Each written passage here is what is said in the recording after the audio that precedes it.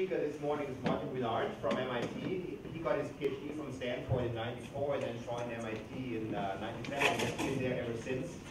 Martin has done a lot of work in programming languages, software engineering, also in security. More recently, he worked a lot in approximate computing. He has won numerous awards and prizes, including he's a member of a fellow of the ACM. And today he will talk to us about techniques for automatically eliminating software defects. Right. Thank you very much. Thank you very much for that wonderful introduction. It's good to be here today. I always like talking to a group of bright-eyed students. All right, so here I am talking about two techniques for automatically eliminating software defects.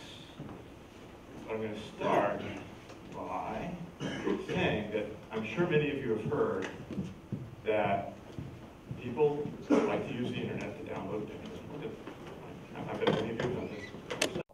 So I have two pictures here. Let's take a look. Boom. Great picture of a surfer. You gotta love it, right?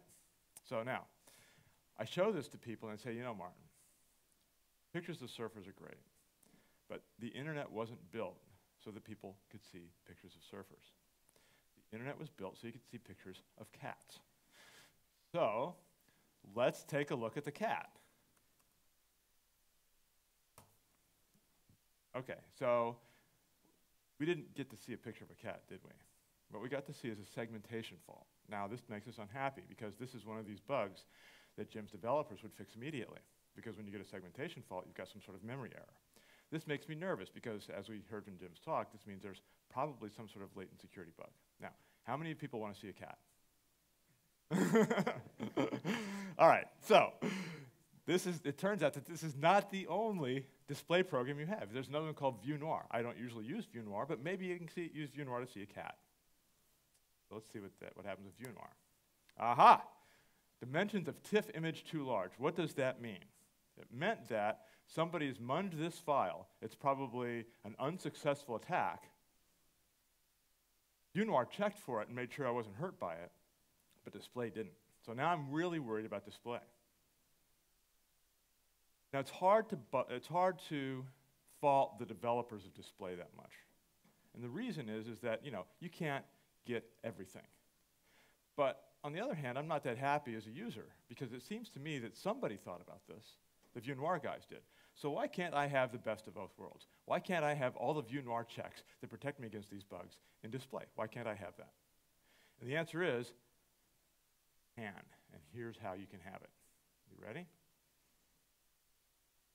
So here's what you do. You start with a program.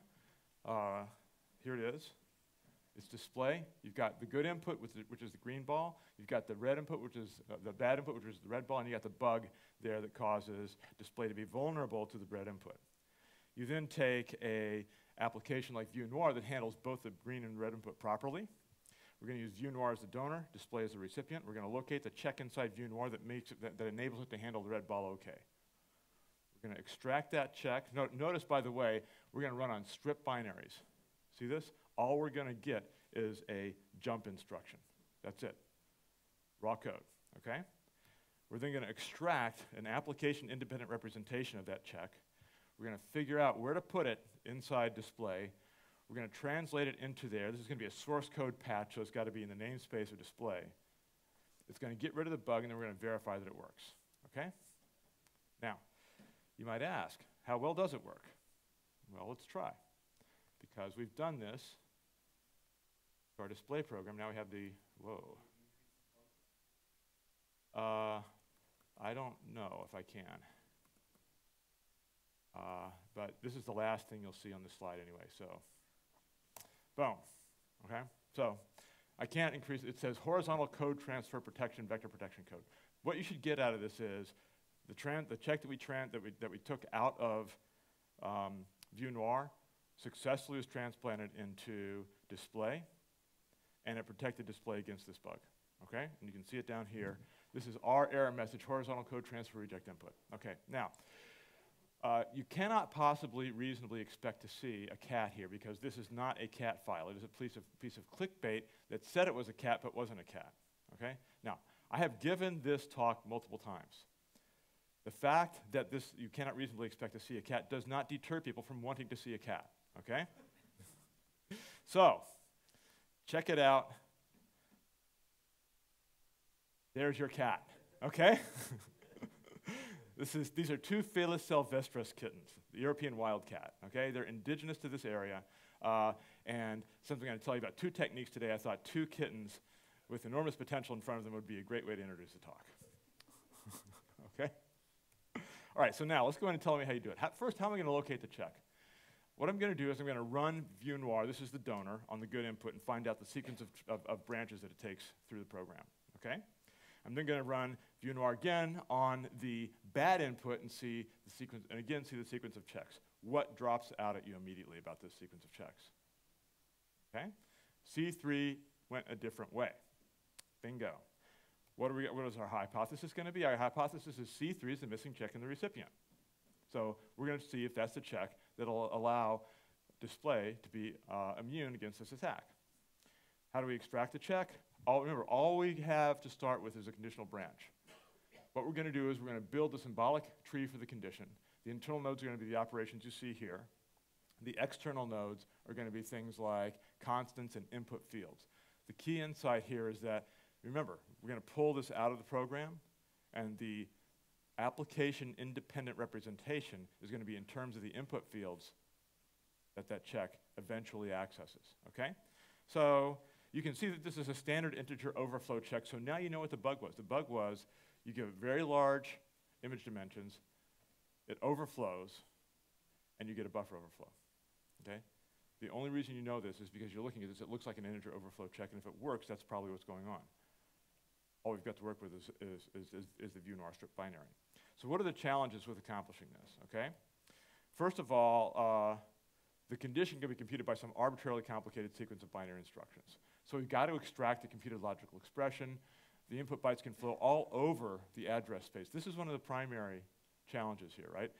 The application that you're getting the check out of, the donor, it stored the data in its own data structures. They're compiled down into the binary, and somehow you have to locate the data inside those data structures before you can extract the check and figure out what's going on. The application works with raw bytes from the input file.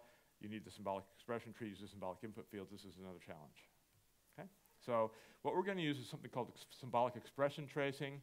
We're going to record the expression derivation information.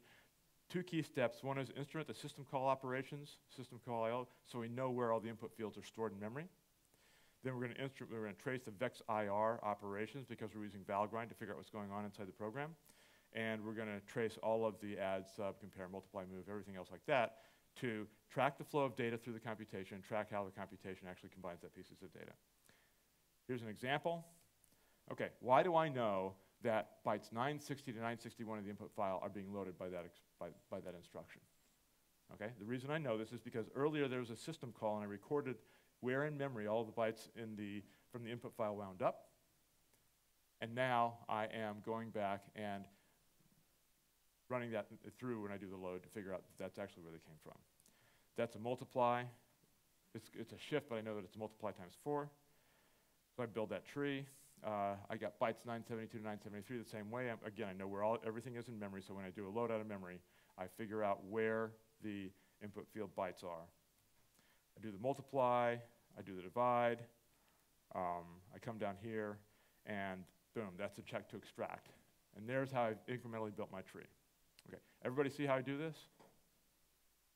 Okay, here's the question.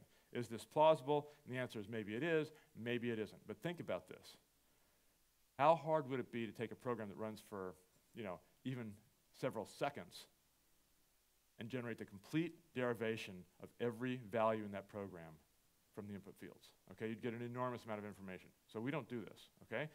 First, we value trace. We record the bytes that affect every computed value.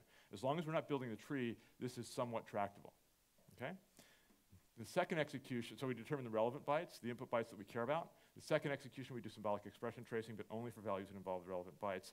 The last step here is to take the byte offset tree, which is what the symbolic expression tracing gave you, and give you the full symbolic value where you have the symbolic fields. There's this tool called Hashwar we use to do this, okay? So now we're halfway through. We've extracted the expression. You guys want to see the expression from Rinard that we extracted? I bet you do, don't you? Well, there it is. Okay, why is this so complicated? I'm just doing an integer overflow check. How bad can it be? Well, here's what's going on. We do the big endian to little endian conversion when we pull the data out of the file. We have a bunch of shifts and masks to get everything in the right way. We do a selection of quotient from a 64-bit divide. It's a pretty complicated expression at the end of the day. Now, we're not going to stop there, of course. We don't care if it's big, as long as it'll give us the protection we need. So next thing to do is identify the patch insertion point. Okay, now let's think about what we need to do this. The key thing here is that we have to be able to express the check in the namespace of the recipient. Okay, remember, we're taking it from Rinard over here, putting into display over here. Display has a different namespace. It's got a different data structures. We somehow have to translate that check into those data structures. So here's what we're going to do. We're going to track the flow of values all through the application and find functions that access all the relevant bytes, either directly or they're going to access some value that's been computed from the relevant bytes. Now we have a hope of being able to express that check, because inside that function, there's a good chance that there are names available for all the values we need, okay? So there's the rationale. Let's talk about how we do it. I always like to see an example. So here's sort of the life cycle. We're going to start there by reading in some values, okay? So this is a system call. We're going to read the header width into that part of memory, the header height in that part of memory. We're then going to go down and build a data structure to hold some data about it. So the width is going to be stored there. The height's going to be stored there. We're also going to store the header width times 4 in that value, because the bytes per line is a concept that the programmer who wrote this code decided to care about. We're then going to go down here and do some processing of it. We're going to probably allocate a buffer. We're going to compute the length. Now you can see what the problem is, right? If I overflow that length, this subsequent malloc is going to be too small. Okay? Now, but that's the insertion point. That's the insertion point because if you remember the check used the width and the height. And sure enough, I've got the width and the height available there because I've read them. And I had named them to read them. So now my next step is to find source level names for the input bytes. Okay?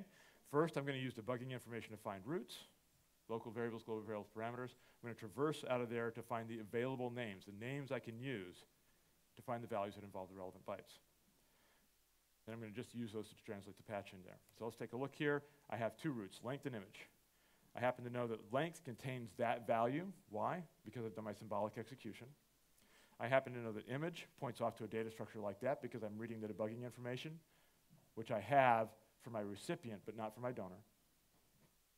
I know that all these values are stored within that data structure.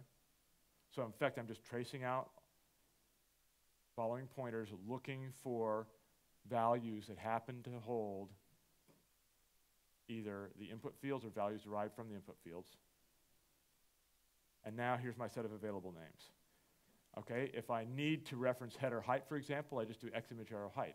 If I need to do header width times 4, I do x image arrow bytes per line. Now I'm going to translate my expression E. Remember, E is the symbolic application independent representation of the check. I'm going to translate that into the namespace of the recipient at the insertion point. And it's a more complicated algorithm than you might think, but you'll see why in a second. Okay? So there's the application independent representation, set of source code variables with input bytes, vars. So vars is length, image arrow, x image arrow width, x image arrow height, x image arrow bytes per line there. It's the names, should be, okay? Now, if E is a constant, I directly translate them. Now I use SMT solver to find V with the same value as E. I could just go all the way down to the leaves of E, but I'm not going to do that necessarily because it may produce a potentially very ugly patch. Instead, I'm going to hope to get lucky and think maybe the recipient has already computed some of the values that I need.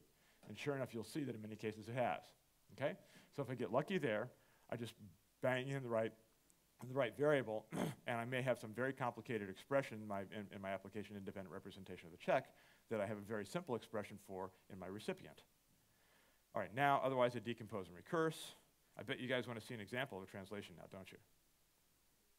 It would help, right? Lucky you, okay? There's E. Okay, what's E going to be? That. Okay? Now, you might ask, why is it possible this complicated thing to turn into that simple thing? And the reason is that a lot of the complexity in the initial application-independent representation of the check was caused by a lot of the stuff you do to pull the data in, all this Indianness, all these shifts and bytes. So the fact that the recipient is reading the same file means that it goes through a lot of those same operations on the way up, and if your SMT solver is smart enough to figure it out, you can get a pretty simple patch out the back. Now, in this case, you get a patch that's partly simple and partly not simple. The patch on top, the part on top isn't so simple because you're doing all this complicated stuff with 64-bit values to get it out, and you're putting it into a 32-bit application, so it's not so great. But if you simplify it, you get something that looks like this, which isn't bad at all. Okay? All right, so what's the journey the patch took? Well, some smart view noir, by the way, is that spelled correctly? Yeah, whatever it is, I don't know. So it's supposed to be, as an English speaker, I would say it's supposed to be O-I-R, right? Yeah, so what I take away from this is, these guys, they're great at writing checks, but they can't spell, okay? All right, so anyway, so what they did was they wrote a check in there, okay? Notice that our tool will never see this check. Why will our tool never see this check? Because it's operating on the strip binary. Okay? So we never see the check. How did we find this check? Well, I had a graduate student go off and find it, you know? Okay, so now, then it's compiled into view, whatever the heck it is. You find and extract it, you find and extract it, you translate it, you put it into display source, and bingo, there it goes into display. Now, the cool thing that one of the cool things I like about this is, all of a sudden we have a way of translating code from one application. Look at the namespace here. Bytes corresponds to length. Row stride corresponds to x image arrow bytes per line. Height corresponds to x image arrow height. We've taken code from ViewNoir, even though we didn't know what the code was. We've pulled it out, translated it into the namespace of display, and plugged it into display. We all of a sudden have a way for transferring code between applications. Here's the question. Do I care what language ViewNoir was written in? No, I don't. It could be written in Pascal. It could be written in Fortran. It could be written in a language I have never heard of. As long as I've got the binary for it, I can pull the code out. Okay? Very nice, very powerful mechanism. What do I do to validate the patch? I run it on the test inputs. If it's an integer overflow error, I can trace the path to an error, record the necessary conditions, and try to find an input that'll still trigger the overflow. Okay? If I don't find any such input, bingo, no overflow, and I've patched the bug, at least on that path. Okay, here's a bigger picture. All right, so it wasn't a pleasant experience having some remote network access downloadable image from questionable provenance cause me problems. I would rather find these problems before that occurs. And sure enough, we've got this tool called Diode that does that. What Diode does is it takes this huge application database with a bunch of benign inputs and dumps out these pairs of good and bad inputs. Okay? So then I can take this, feed it into CodePhage, do donor selection evaluation, and then just pop it. In this case, I'll find, so what will happen here is I'll find a bug in display, I'll find a patch in ViewNoir, and I'll do the translation, okay? Works great. So now, how do I find integer overflows with Diode? I'm just going to blast through this really quickly. Here's the idea. I run the instrumented application on the benign input, and it's a malloc site with an S. What's the S? The S is the expression that the malloc site uses to figure out how much memory to allocate. If S overflows, I have an integer overflow, and likely I've allocated memory that's too small. So I just use a solver to find a new input. This is this orange ball that overflows S. Okay? Here's what typically happens. There's some sanity check right up front, like C1 here, that fails, and I never hit the malloc. So this is either good or bad, depending on your perspective. It's, in this case, bad because there is some input that can cause the overflow. It's just not this input that the solver generated. And the reason is these unconstrained solvers tend to generate really extreme inputs, and they fail the initial sanity checks. So next try is to ask the solver to produce something that will follow the exact path. Okay?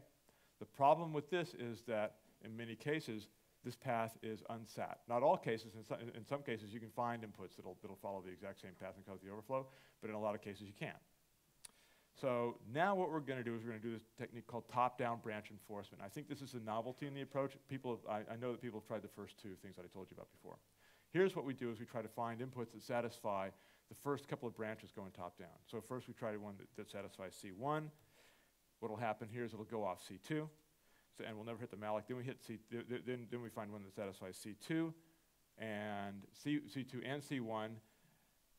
That'll hit the malloc, but it won't hit the malloc with the same exact path, right? What we've done is we've given the solver the freedom it needs to satisfy the sanity checks that it has to satisfy to get to the malloc, and then we've given it the freedom that it needs to take whatever path it needs to follow to the remaining part of the program to hit the malloc, okay? So there's two things, part where you have to follow the path, and part where you can't follow the same path.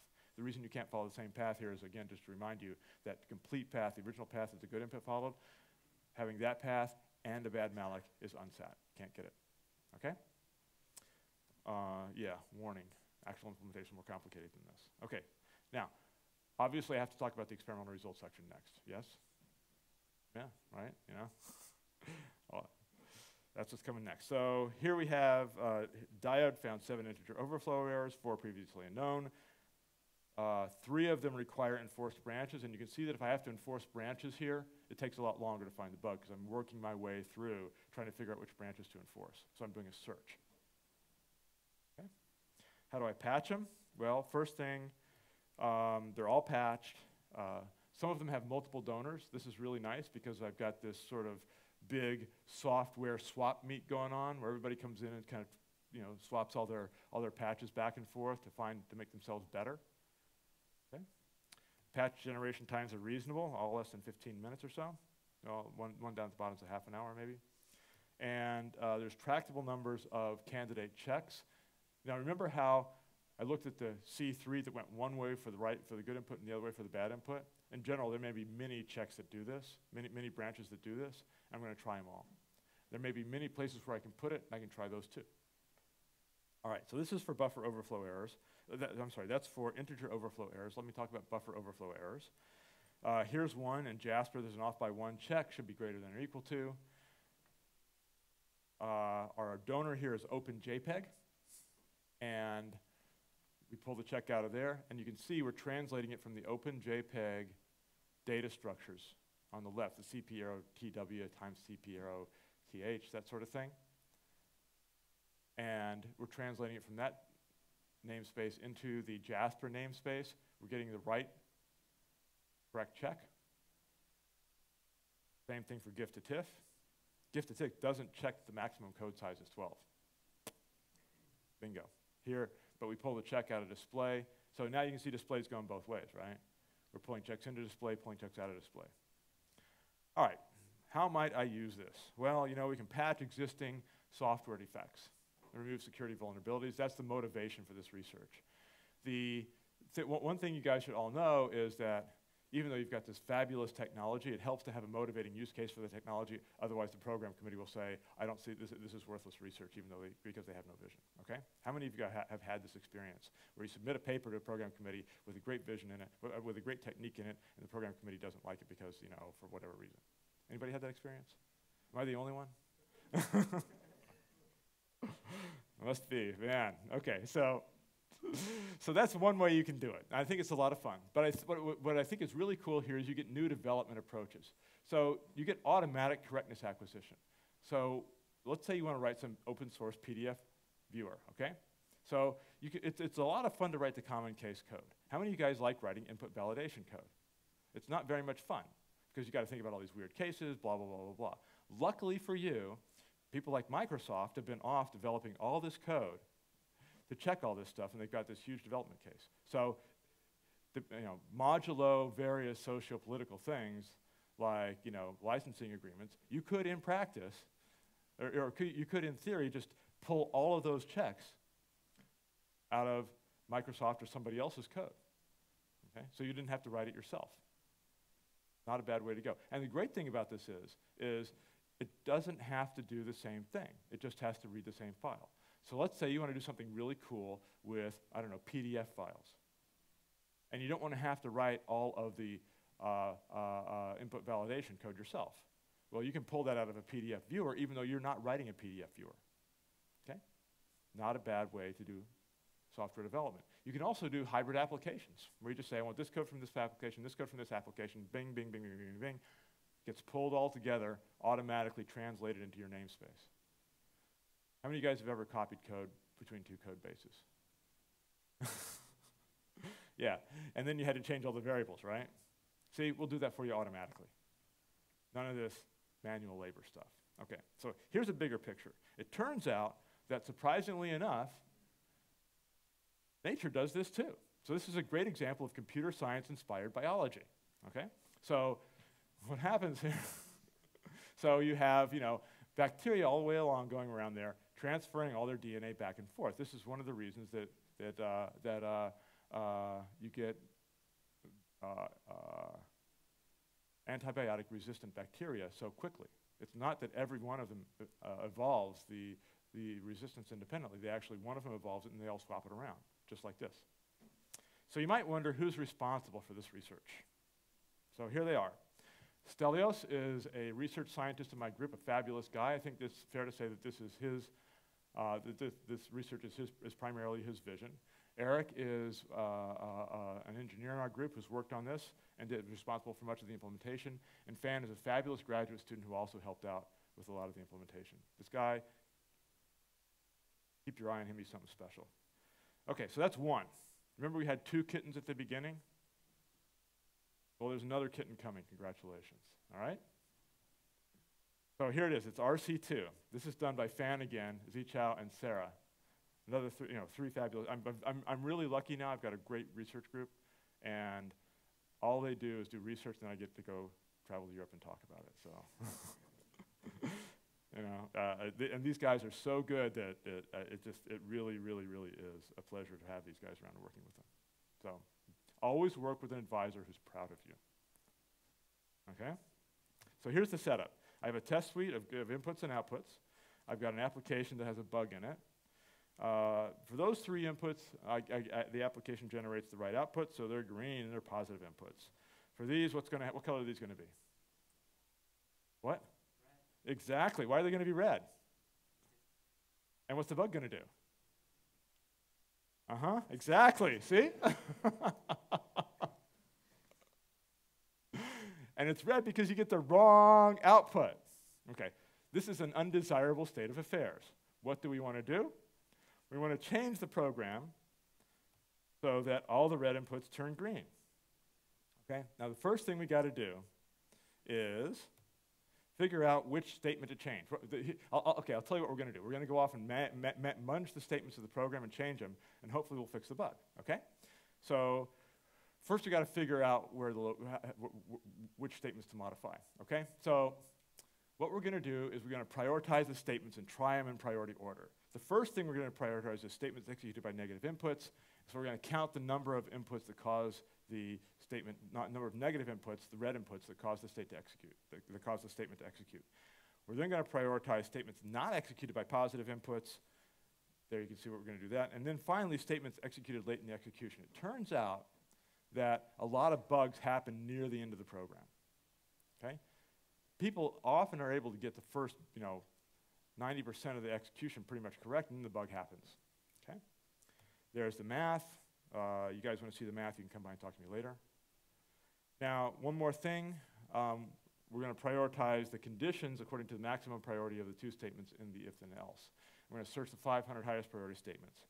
Here are the techniques we're going to use. Something called condition synthesis. Here's a hypothesis. The defect localizer is going to identify an if statement as a potential source of the bug. We're then going to say, if this is a potential source of the bug, we're going to consider 2 kinds of patches. Maybe the problem is that the condition is returning false more than it should. So we're going to loosen the condition so it tells you, so it executes the then branch more often. So we're going to, or the condition with some expression E. Okay? The other hypothesis is, well, maybe it's doing false too often.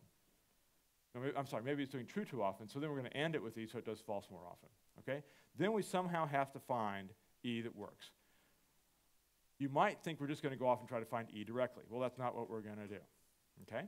What we're going to do is we're first going to try to identify a branch direction sequence that gives me the right outputs. Only then will I go in and try to generate an expression that actually causes me to take those branch directions, okay? So here's what I'm going to do. I'm going to take the original application on a negative input, and now I'm going to record the branch directions. This is C executing 3 times in this application. First it goes right, then left, left. Now I'm going to replay the application, but I'm going to shim it. I'm going to pop out this condition C, and now I've got a question mark here. Okay, what happens if I take the same branch directions at that question mark every time? What am I going to get? I'm going to get the wrong answer, aren't I? Because all I'm going to remember, if all I do is just replay this original application, I'm going to get the wrong answer. So something's got to change. The obvious thing to change here is the branch direction. So I'm just going to change them all. Okay? What do you think is going to happen? What? I'm going to get the wrong answer, right? You can't change all the branch directions. That's crazy. Okay? But I'm going to get a different wrong answer. So instead of flipping all of them, I'm going to flip the last one. And an amazing amount of the time, that'll give you the right answer. If the last one doesn't work, then maybe I flip the last 2 or the last 3. So I'm searching for branch directions that give me the right answer on the negative inputs. Now, I don't only care about the negative inputs. What also do I care about? I don't only care about the red inputs. I also care about the green inputs. What do I want to do for the green inputs? Which way do I want the branches to go? Which direction do I want the branches to go? So when I change the program, and I've got this question mark here, which way do I want to go for the first one? The same. I want to replay the same directions exactly, so hopefully I'll just get the right answer again, okay? So now I've figured out, if this has been successful, I've figured out the right branch directions that I want. Now I've got to figure out an expression that's going to give me those branch directions or something close to it. So what do? I just build this big table. I got a row in the table for every time that condition was executed in any of the executions. Okay, so the first 4 rows here are the branch directions from the positive input. The last 3 are the branch directions from the negative input. Okay, I'm going to record the relevant variables. These are the variables that I can use to build up that expression E at the if statement.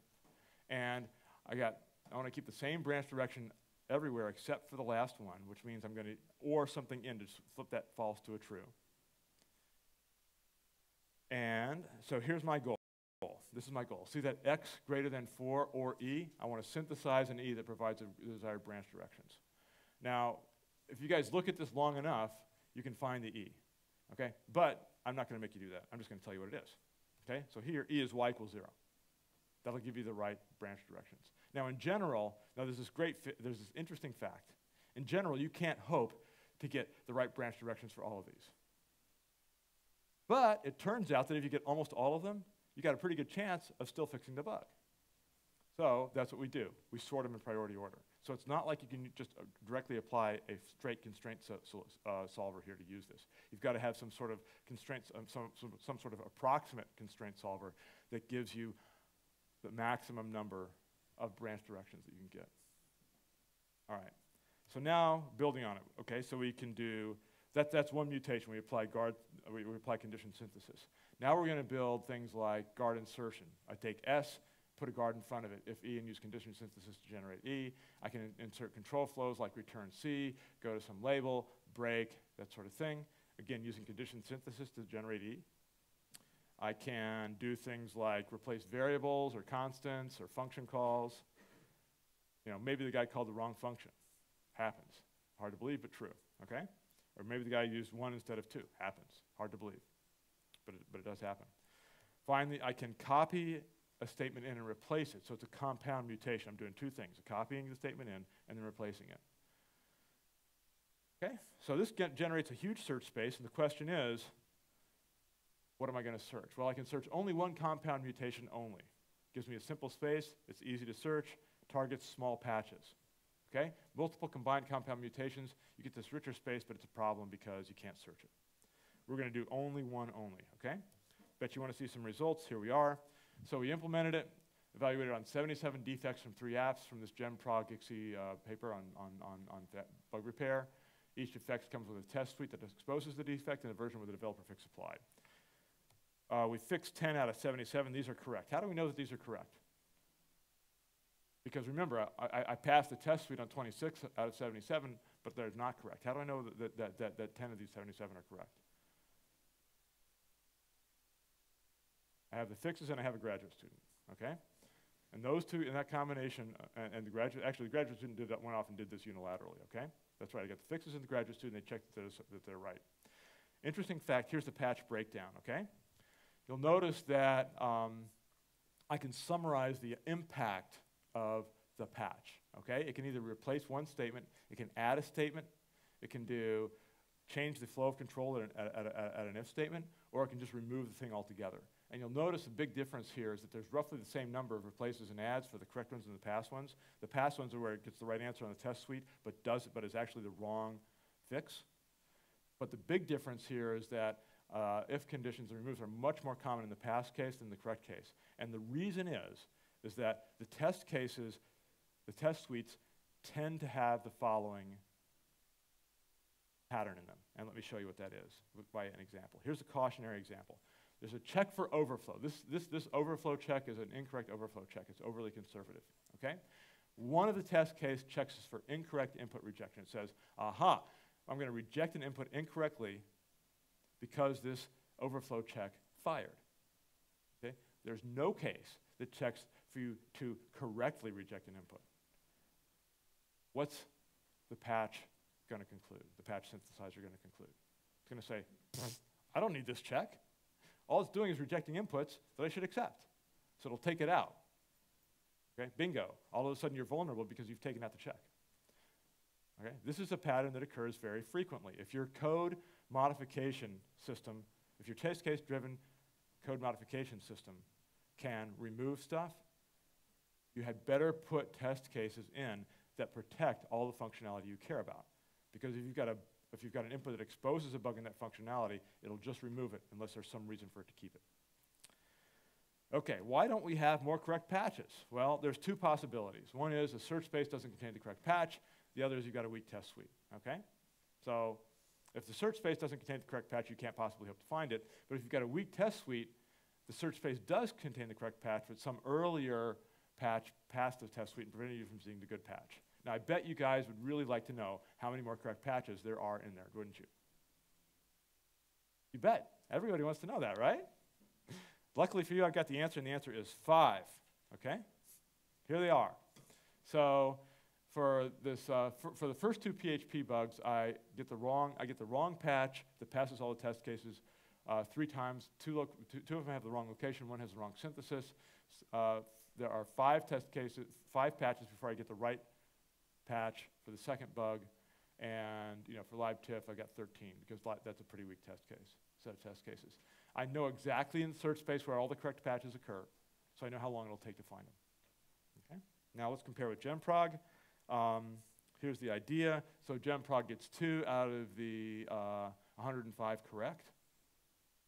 Okay? It gets 16 out of the 105. No, 16 out of the 2 out of the 77 correct. 16 out of the 77 are past the input suite, and RC2 finds a lot more, and the reason is that it separates the condition synthesis from the main search algorithm. Basically, the reason is the same. It can search, it's got a better space, and it can search it more quickly. And the reason it can search it more quickly is because the patches occur, the good patches occur in the space with more density, because it's more richer and it's more structured. And the two things here are the condition synthesis that allows me to find very quickly conditions that do the right thing for me, and compound mutations, where I put 2 mutations together that are more likely to find the bug. Okay, 2 kinds of systems here. General systems that do basic mutations. These give you a huge search space, but in practice, all of the bugs they find, all the patches they generate are caused by one small delete, add, or replace, one mutation, one RC2 mutation. Okay, we got a bunch of targeted errors. Those of you who've been following the literature will recognize all these things where we can eliminate out-of-bounds accesses, we can survive invariant violations, we can get rid of infinite loops. RCV, this PLDI 2014 paper that was written by Fan, very interesting paper. Okay, our only goal in this paper was to help enable the application to survive bad inputs that it couldn't process, so it could go on and do the next good inputs. We evaluated this on like I think 18 or 19 errors from all the errors, all the null dereference and divide by 0 errors we could reproduce out of 2 years of some big software bug repository. 15, I think, maybe 12 of those 19, we get exactly the same result just by returning 0 on null dereferences and zeros for divide by zeros as the correct patch applied by the developer later on. So, I mean, you don't have to have these bugs if you don't want them. All right, I'm going to skip that. Okay, looking to the future. Okay, we're now starting to automate traditional software engineering tasks, finding and eliminating defects, especially transferring code between applications, okay? So what you can say is this makes your job of the manual software developer much easier, right? Even though Jim doesn't, you're going to tell me people may or may not use these tools, and certainly we have to engineer them better if we want people to use them, but there's the capability there. The thing that I think is really cool is we can start automating things. We don't have to have a developer involved, right? You can start transferring code back and forth and generating all kinds of cool applications this way. And hopefully they'll turbocharge the whole thing and generate all kinds of software with all kinds of capabilities that we really didn't know were possible or hadn't envisioned. Okay, Vijay's got a question. Similar transformations of the licenses for the code. That is a very different story. We can do the transformations, I'm sure, using natural language processing technology, but they have to be approved by the relevant people. And that is outside this, what we're doing here is we're trying to build basic technological capabilities. And how you deploy those capabilities into the world is a very important question that we are not focused on right now because we're focused on the technology. But it's an important question. Yeah? For the first part, I was wondering, so you mine some patch from one program and you put it into the other one, right? Yep. But the thing is that already might fix some more problems there, and you can then, for example, change your control flow or does stuff, and you can then mine some more patches from that program on the right and put it back to the original donor program. Yep. And you can do this in many programs, so you can kind of reach some fixed point computation where you basically try to patch there, it patches more things than what you hoped for, and propagate these into other programs. So did you look into something like that? No, we of course thought about that, and we are very enthusiastic about transplanting code between applications because they have to be enthusiastic about your research. And we're hopeful it'll have enormous potential. And it'll be a fun thing to do over the next couple of years. Yeah? So, first of all, it's really nice that your team put a new meaning on genetic divergence. Yep, exactly. So you said that theoretically you can extract from any donors written in any programming language. Yep. So let's assume a hypothetical programming language which is the machine code. Can you extract from the machine code and can you explain the patching libraries? So our patch system right now works directly with the machine code. So we pull the patches out of the machine code. Okay, so we never interact with the source of the donor. We've been generating source level patches for the recipient because it's cool, it's interesting, it gets into the source code tree of the recipient forever, all that kind of stuff. We've previously done a bunch of binary patching, and it is of course fairly straightforward to patch the binary, even hot patch the binary, if that was your goal.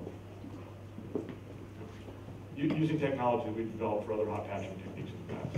Yes?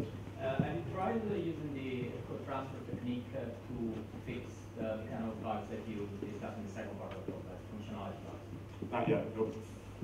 Do you think it could work, or? It's definitely a project. It is definitely a problem that you can attack right now. See, there's some problems that you'd like to solve, but you don't really know how to attack them. That problem is definitely a problem that we can now start. We now have the basic tools to start attacking. Unclear whether it will give you success in what you need to do to get success, but now we have the tools you need, and you can imagine an attack on that problem might succeed. Yeah. Is it possible that you transfer a patch from one application to fixes your memory error that introduces some more subtle problem? For example, now the code doesn't terminate, so you can reach it. It is with the technique that I showed you today, it's not possible because all we do is do the check and then exit. So all we're doing is cutting off potentially faulty executions. But of course, in general, we aspire to transfer all kinds of other patches. That's definitely something that could happen, sure. Any other questions? Yeah. Does the surfer image open in your patch executable? Well, isn't that interesting? Let's see if it works. Oh no, I forgot the password. Hold on. Here, okay. What is it?